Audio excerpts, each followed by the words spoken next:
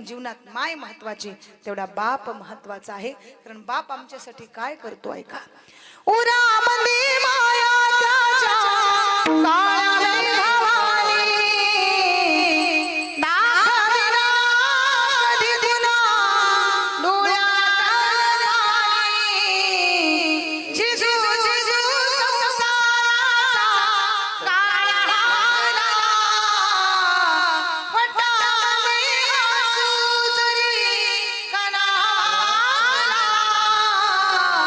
गडीवर थांब जरा ऐक्याची धार नाही अवघड गायडा उमगाय बापर उमगाय बापर. एकदा कयाचा आसरा आमच्या डोक्यावरचा निघून गेला.